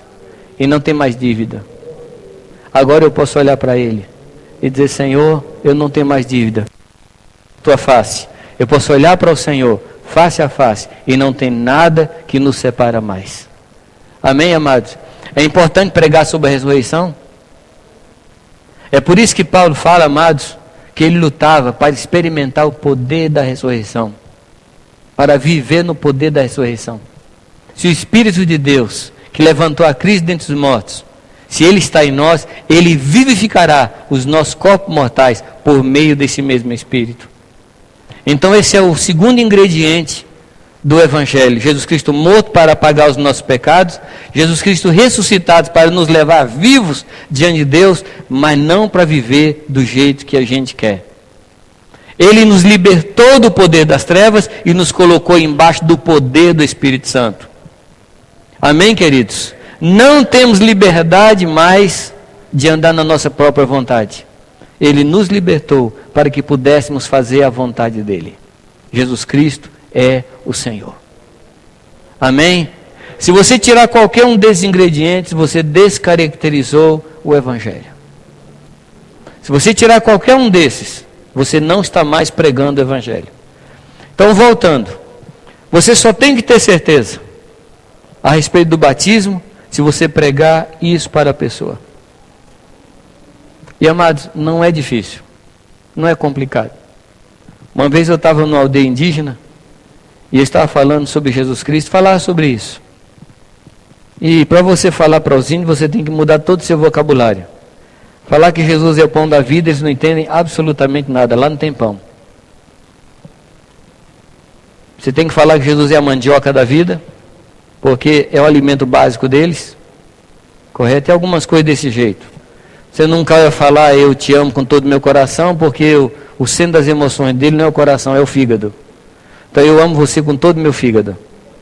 Se você achar estranho, então leia Davi, que Davi falava que amava a Deus com todos os seus intestinos. Então você tem que falar a linguagem. Então, eu estava falando sobre o que é o senhorio de Jesus Cristo.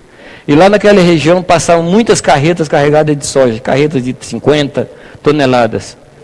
E eu disse uma vez para eles, né, nessa mensagem, eu falei, o que acontece que uma carreta daquelas passar naquela ladeira e descer aquela ladeira carregada sem motorista? Aí eles falaram, vai dar um desastre, vai morrer muita gente. Falei, pois é, assim é o homem que não tem Jesus no volante da sua vida. Eles entenderam. Eles entenderam. E aí eu perguntei, quem aqui hoje quer entregar o volante da sua vida na mão de Jesus? O chefe da aldeia falou assim, eu e a minha esposa e a minha filha.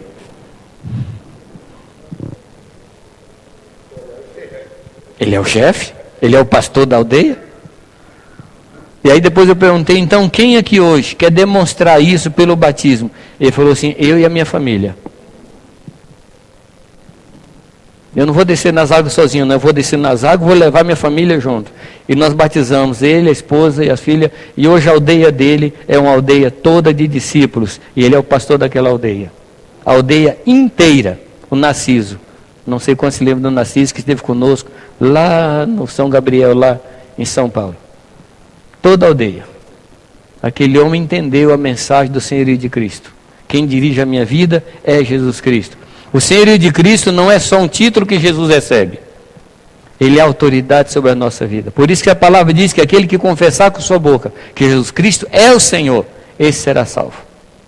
Amém? Então, fazer discípulo começa com batizando em nome do Pai, do Filho e do Espírito Santo. Isso significa duas coisas. A primeira delas é o sentido literal. É o batizar, mergulhar nas águas, na autoridade do Pai, na autoridade do Filho, na autoridade do Espírito Santo. Literal. Mas tem um outro aspecto espiritual. O nome na Bíblia fala de caráter. O nome reflete o caráter. Quando fala de Jesus como Salvador, fala de alguém que salvaria o mundo. Quando fala de Jesus como Cristo, fala de alguém que foi ungido para uma tarefa, para o sacrifício. Então o nome revela o caráter. Então quando fala de batizar, fala de mergulhar no caráter do Pai, mergulhar no caráter do Filho, mergulhar no caráter do Espírito Santo. Então tem um aspecto imediato, que é o batismo literal, que é pôr a pessoa num tanque d'água, num rio, em qualquer lugar, mergulhar a pessoa nas águas. Esse é o alcance imediato dessa palavra, mas também fala de levar a pessoa a ser mergulhada no caráter da Trindade. Amém? Então o discipulado começa com isso, com o batismo. O segundo ponto do discipulado é o ensino. E você vai ensinar. Infelizmente, a gente inverte a ordem. A gente primeiro ensina e depois batiza. Mas nós devemos primeiro batizar, depois ensinar. Porque uma pessoa que não nasceu de novo, que pode saber ela? Como é que a pessoa pode captar alguma mensagem se ela não nasceu de novo? Se ela não nasceu da água e do Espírito? E aí ele fala que nós devemos ensinar. Ensinar o que, amados? Ensinar todas as coisas que vos tenho ordenado. E a gente não ensina por apostila. A gente ensina mostrando como fazer. Eu gosto das apostilas. Acho as apostilas uma coisa muito boa. Eu mesmo tenho muitas apostilas. Graças a Deus pela quantidade de textos que Deus me deu graça para escrever. Mas não é com a apostila que a gente faz discípulo. É com a nossa vida que a gente faz. Por favor, vamos ler esses dois textos. O texto que eu citei aqui de Filipenses. Filipenses 4:9.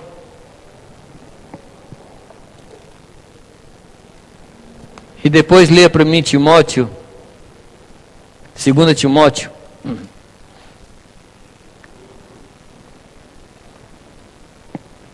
4:9, o que diz na sua Bíblia?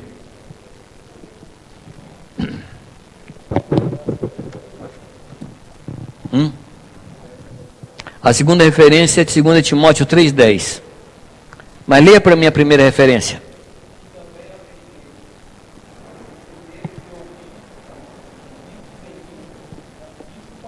Tá, só um pouquinho aqui. Vamos assim bem devagar, lendo assim até as vírgulas.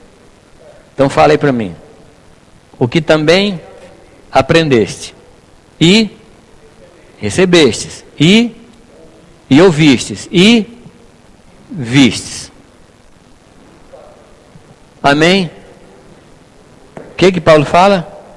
O que aprendestes, o que recebestes, o que ouvistes e o que vistes. Vamos pegar outro texto? 2 Timóteo 3:10.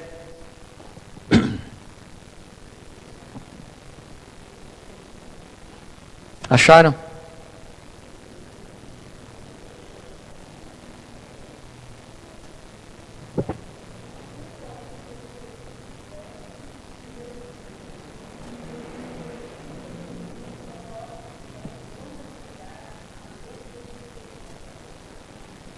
Acabou?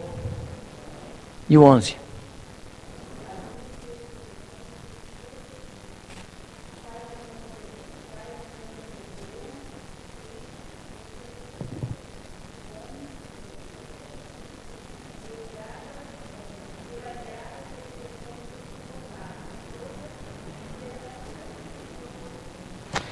Vocês perceberam esses dois versículos? Praticamente eles são o mesmo? Um é escrito para os filipenses, para toda uma congregação, e outro escrito para uma pessoa, para Timóteo. Mas o que Paulo aqui diz? Paulo mostra qual é o padrão de discipulado. É você ensinar uma verdade, você tem que ter uma verdade para ensinar, e a pessoa recebe essa verdade, mas tem o aspecto da pessoa ouvir você e ver você naquilo que você faz. O método de Jesus foi esse: vinde e vede. Lembra não?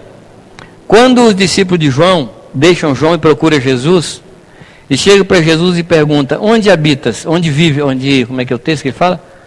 Onde assistes? O que Jesus diz? Vinde e vede. Vem na minha casa e vê como é que eu trato minha mãe, vê como é que eu trato minhas irmãs, meus irmãos. Ele não era casado naquela hora, né? Mas vem ver. Então, o nosso convite às pessoas tem que ser o mesmo. Vem ver como é que eu trato o Irani, vem ver como é que eu trato meu filho, vem ver como é que eu vivo dentro de casa, vem ver como é que são as minhas coisas dentro da minha casa. Esse é o princípio. Vinde e vede. Amém? E eu gosto dessa versão. Quem foi que leu? Timóteo? Você que leu. Eu gosto dessa versão que diz assim: tu, porém, tens seguido de perto. Amados, para aprender tem que seguir de perto. Para aprender essas coisas aqui tem que estar perto. Como é que a pessoa é capaz de seguir a intenção? Porque ele fala assim: você tem seguido a minha intenção. Eu só posso seguir a intenção de uma pessoa se estiver bem perto dela. Para ver não só o que ela faz, mas a intenção com que ela faz. Porque a intenção não é visível. A intenção é perceptível, mas não é visível. Você percebe a intenção da pessoa, mas você não consegue ver. Mas pela maneira da pessoa fazer, na medida que você a conhece, você conhece o pensamento dela. E dias atrás, eu estava com o Irani, não me lembro agora o fato, mas Irani voltou de lado assim, e eu sabia o que ela ia fazer. E sabia por que ela estava fazendo aquilo. Falei: você está fazendo isso por causa disso, não é? É. Porque a gente conhece. Então tem que seguir de perto. O discipulado, amados, não é ministério apostílico. Amém? Tem muito discipulado por aí que é ministério apostílico. Hoje vai ter discipulado, mas discipulado não tem hoje. Nem é para ter hoje. Discipulado não é um curso. Discipulado é o seguir de perto. Amém? É você trazer, adotar a pessoa, porque você tem um espírito de adoção, você adota, é o seu filho, você gera, você tem dor de parto, você tem os enjoos da gravidez. E a pessoa nasce. E tem pessoa que você pare várias vezes. Né? Parir uma vez só já dói, né? Assim diz as mulheres. Mas parir a pessoa diversas vezes, ó Gálatas insensatos, por quem sofre de novo as dores de parto. Não sei quantas vezes Paulo sentiu dores de parto pelos Gálatas, mas não foi poucas não. E os coríntios então? Que povo trabalhoso é o corintiano, né? Que povo trabalhoso. E ele é trabalhoso. É povo trabalhoso. Dizia que Paulo não era pai deles. Dizia assim, não, nós temos outros, temos Cefas, temos Apolo que está aqui no nosso meio, e nós temos Cristo. Quem é você? Paulo falou, peraí, eu gerei vocês. Vocês querem que eu chegue com chicote? E tem um momento lá que Paulo até disciplina eles, assim, impedindo que eles o sustentem. Vocês estão disciplinados, vocês não vão me sustentar. Eu não vou dar essa glória para vocês. Vocês estão disciplinados. Vocês vão ficar vários meses sem me dar o sustento. Disciplina terrível, amados. Para você entender isso, você tem que entender o coração dos colossenses que pediam, na abundância da sua pobreza, insistiam e rogavam com muitos rogos que Paulo permitisse que eles participassem da oferta ao povo de Jerusalém. Ofertar era uma dádiva, era um prazer. Aí Paulo fala assim, vocês estão proibidos de ofertar, porque vocês estão dizendo que eu não sou pai de vocês. Então, que dor de parto, hein? E parei de novo os coríntios. O que eu queria falar naquela hora, que está bem dentro desse ponto, é que a palavra diz que a igreja perseverava, insistia no quê? 4 coisas, lembra? Doutrina dos apóstolos e comunhão, partir do pão, nas orações. Eu fiquei pensando, o que era naquela hora a doutrina dos apóstolos? O que era a doutrina dos apóstolos? Quando você lê esse texto, qual é a imagem, qual é o seu pensamento?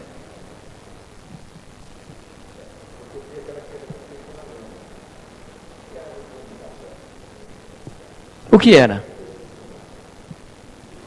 Bom, na minha mente grega, na minha mente grega eu falei assim, bom, os discípulos, os apóstolos, deveriam ter lá um livrinho chamado Fundamentos para a Fé e Obediência, deveria ter outro livrinho chamado Conselho de Deus, deveria ter outro livrinho, qual é os livrinhos que você usa? Tem até os livros que ensinam. Tem muito material bom aí, né? Aí fala assim, bom, eu quero dizer para você que esse livro não existia ainda não. As cartas de Paulo ainda não existiam. Os evangelhos não existiam.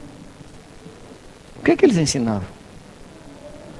E nós temos que lembrar o seguinte, que ali havia, o grau de analfabetismo era altíssimo. O que eles ensinavam? Amar a Deus? Pois bem, João nos dá a resposta. João diz assim, o que os nossos olhos viram, o que nossas mãos apalparam, o que nós tocamos. Eu acho que naquela hora João estava pensando no dia que ele coloca o ouvido, a sua orelha no peito de Jesus e ouve o tocar do coração de Jesus. Ele diz, é isso que anunciamos. Eles não falavam sobre Jesus, eles falavam de Jesus. Eles não falavam a respeito de uma pessoa, eles transmitiam uma pessoa. A doutrina dos apóstolos é a pessoa de Jesus Cristo. Amém, amados? Ensinar muita coisa e não transmitir a pessoa de Jesus, estamos ensinando nada. Nós precisamos voltar a ensinar a pessoa de Jesus Cristo. Isso não é por apostilas. Isso é por transmissão. Ou nós transmitimos ou não transmitimos.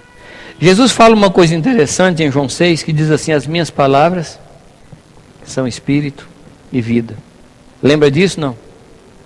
Lembra desse texto?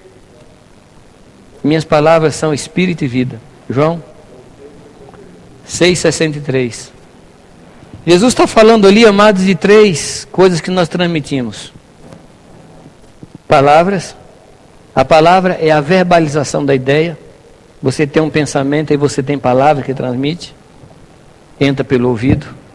Mas nós temos 2 outras coisas que nós transmitimos, que não são visíveis, mas são sensíveis. Espírito, que é o Espírito de Deus que está em nós, mas a vida de Deus que está em nós. A vida de Deus é o depósito que Deus pôs em nós. E nós transmitimos nessas 3 frequências. Ou essas 3 coisas nós transmitimos. Amém? Palavra, espírito e vida. E quer dizer para você que a vida que nós transmitimos, ela é muito mais forte do que as palavras que ensinamos. Amados, andando com pastores, aí nesses anos aí no Brasil e fora do Brasil, eu tenho encontrado pastores doentes nos púlpitos, transmitindo doença para os povos. Pastor doente transmite doenças. Um dos quadros para mim mais fortes, uma das histórias mais fortes, foi uma experiência que eu tive no Rio de Janeiro, quando eu fui visitar uma congregação muito grande. Gente. E 3 bandas das mais bonitas que já vi até hoje. Eram várias reuniões, então saía uma banda, entrava outra melhor do que a anterior, mas um negócio lindíssimo. E aquelas músicas alegres, maravilhosas, todo mundo cantando e dançando e batendo palma, mas eu sentia, amados, que havia uma tristeza naquele ambiente. Você sabe o que é cantar música alegre com espírito triste? Então eu percebi assim uma tristeza no meio do povo. Estava aquele negócio, assim, aquele rebuliço, aquela coisa, mas era um povo triste. E eu, não sei se por característica de ministério ou característica de mineiro, sou muito observador. Algum diz que eu gosto de puxar linha. Sabe o que é puxar linha, não? Tá aquele botãozinho assim, a linhazinha, você puxa a linha, acontece com o botão. Pois é, aconteceu isso lá. Eu estava hospedado na casa de um dos pastores e eu não resisti. Falei, irmão, eu estou sentindo isso e isso na congregação. O que é que está acontecendo entre vocês? Aí eles me contaram uma coisa terrível que estava acontecendo no presbitério. Presbitério doente. E a igreja era doente. A gente transmite o que a gente é. Se você é doente, você transmite doença. Se você é sadio, você transmite saúde.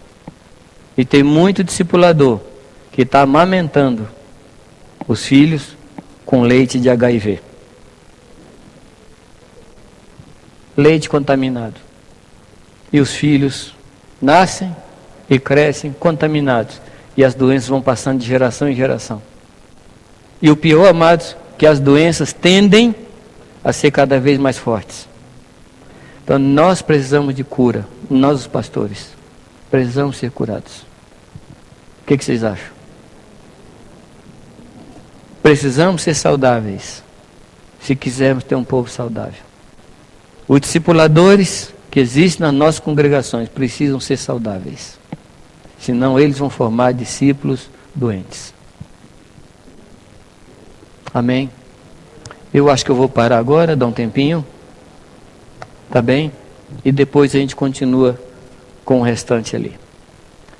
Pai, em nome de Jesus Cristo, eu quero rogar ao Senhor que tudo aquilo que foi falado hoje aqui, Pai, tudo aquilo que foi exposto, que o Senhor filtre, que o Senhor tire tudo aquilo que não deveria ter sido falado e que o Senhor aprofunde aquilo que o Senhor falou, que o Senhor marque o nosso coração, que o Senhor venha realmente marcar as nossas vidas com a Tua palavra, não a palavra do homem, Pai, mas a Tua palavra. Enquanto nós temos essa comunhão, enquanto tomamos esse lanche, por favor, Pai, continua falando conosco, entre nós, em nome de Jesus. Amém.